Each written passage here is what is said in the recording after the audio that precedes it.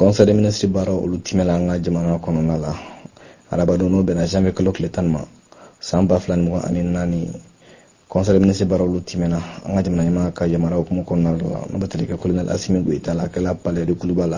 a bɛ fɔ o ma ko salle de délibération baaraw bɛɛ lajɛlen timena yen nɔ ka dɔ ka fɔ jamana ɲɛmaa colonel Assimi Goïta ale ka ɲɛmaaya kuma o minɛn kɔnɔna la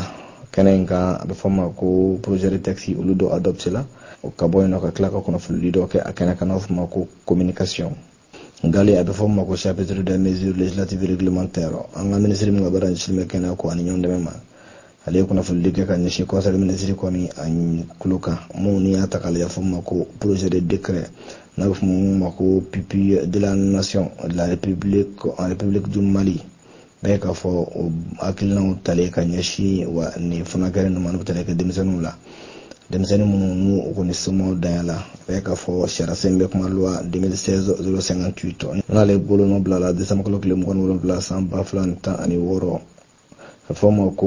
wa PPI de la nation ale ni PPI de l'état olu baara sigila sen kan jamana kɔnɔ tali kɛ Mali yɛrɛ tɔgɔ la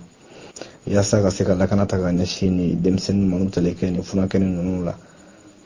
mun ni b'a ta k'a lajɛ a fɔ ma ko ni hakilina ninnu bilalen sen kan n'o fɔ ma ko disposition sariya in ye minnu kɔni fɔ tali kɛ loi yɛrɛ kan projet de décret in a sigila kan k'a fɔ mun bɛ tali kɛ wa denmisɛnnin la ka dɔn olu bɛ taa jɔ maa 30 ani maa 1 la n'o fɔ ma ko PPI de la nation olu kɔni wa u ka statut bɛna yɛlɛma ka kɛ o ye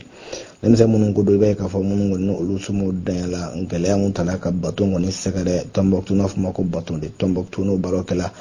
septembre kalo tile 7 san 2023 i bɛ k'a fɔ a kɛla sababu ye ka gɛlɛya ta ka ɲɛsin ni denmisɛnninlaka ninnu ma o kɔfɛ tuguni mun bɛ tali kɛ narakaw fana fɛ yen nɔ a fɔra ko mission dɔ fana tun bilala ka taa yen nɔ olu fana ma ye gɛlɛya fana sɔrɔ o kɛnɛ kan n'u bɛ tali kɛ nara région la denmisɛnninlaka ninnu ko bɛna tɔnɔbɔ kɔni kɛ kɛnɛ la mun bɛ tali kɛ o la jamana ɲɛmaaw n'i y'a ta k'a lajɛ o jamana y'a jira k'a fɔ ko a bɛna denmisɛnnin ninnu ka hakɛ caman kɔni ta ka o bila wa don ba la kɛnɛ labɛn ye k'a fɔ mun tali kɛ u ka kalanko bunakun kan ka taa se wa o yɛrɛ o lakɔlɔsiliw fana ma ka taa se fɛn fɛn bɛ tali kɛ wa fɛn fɛn kan ka ɲini ka di o ma nafolo bunakun kan ka se ka o kɔni bɛrɛbɛrɛ u ka kalan kɔfɛ ka taa se baaradege ma fo ka taa wa burusiw ta ka d'u ma universitéw kɔnɔ o n'a ɲɔgɔnnaw i b'a ye k'a fɔ ko o nafolo